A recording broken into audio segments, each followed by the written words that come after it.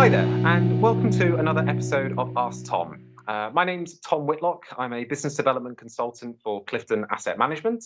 We're the team behind the alternative funding option known as pension-led funding, as well as being a team of financial advisors and pension specialists based in Bristol and trading since 1986.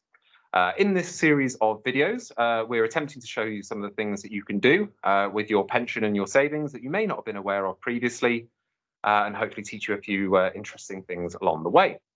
Today, I am very pleased to be joined by Alan Crook, one of our senior financial advisors here at Clifton, for the second time on AskTom. And today, Alan, we're going to be discussing the options available to those looking to start up a business using their pension. So first of all, Alan, how are you? You all good?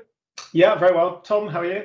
Very good. Yeah, not too bad at all. I think you've had a lick of paint on the wall since our last video, so looks like you've been spending lockdown very well. Yeah, the yellow box was getting a bit garish, so yeah, took a couple of days off. That's about the limit of my DIY skills. Well, it's looking good, and it's much softer on the camera, so well received from this side. So I suppose jumping straight into this, the videos about starting a business using your pension, the first thing people are going to want to know is, with pension-led funding, are there options available to those people looking to start a business? And Alan, you've helped a number of people with pension-led funding. What's the answer? Yes, simply. Yep. So I've helped a number of clients who are brand new businesses, help them to get the funding that they needed. So whilst pension-led funding, as you'd imagine, does work best with a company that maybe has a track record in terms of its financial performance, there are still options available for brand new businesses. I would say that whilst a new company will, as you'd imagine, again, be higher risk for the investor, that risk should then really be reflected in the return that the investor, or in this case, the pension scheme, gets. So that's no different to any other form of investment in a startup business.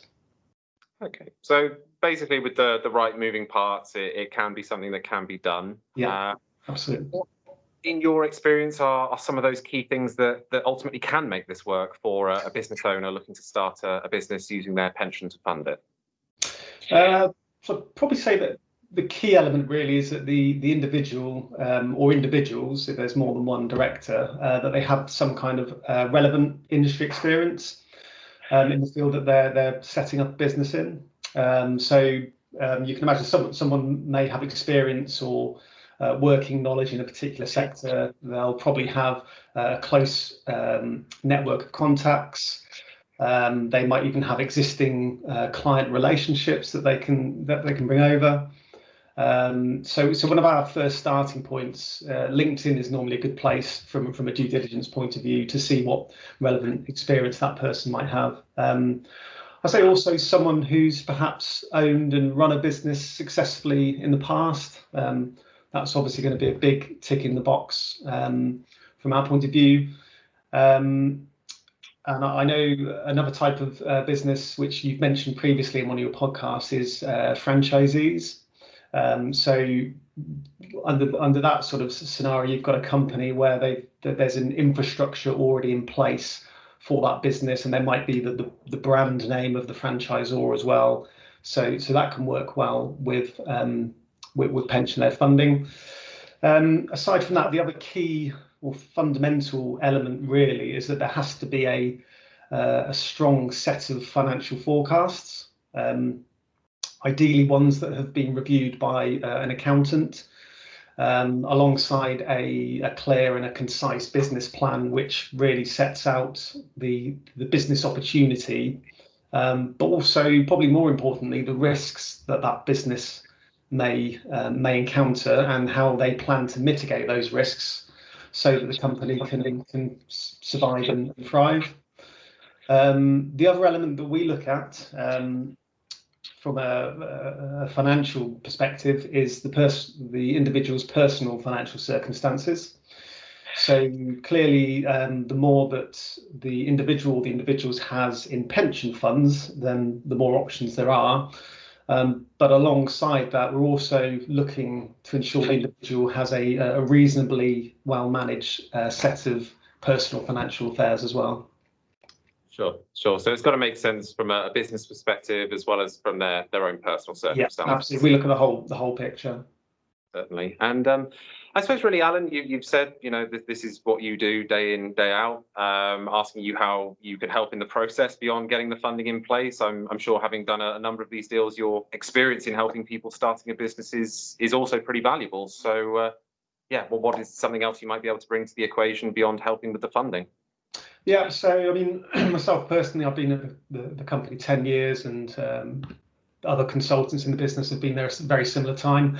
As you'd probably expect, because we're regulated financial advisors, we do undertake a complete review of the individual's existing pensions and personal circumstances, as I mentioned, because we need to be confident that this is the right plan for them. We then manage the whole pension-led funding process from the initial call through to the implementation of the funding. Quite often, one of the key comments that we get once we've gone through the process is individuals are generally impressed with the level of thoroughness that we apply in terms of stress testing and helping them to refine their business plans, which hopefully benefits the company, regardless of whether they end up doing pension-led funding or not. And if it turns out to be successful and the company grows, then there are potentially further funding options that could be available via the pension scheme at a later date. But we're not just there to just concentrate on the initial funding. So once the investment is in place, we'll then work alongside the client, hopefully over the long term, seeing them through to maybe an exit from their business, and providing them with financial advice along the way as well.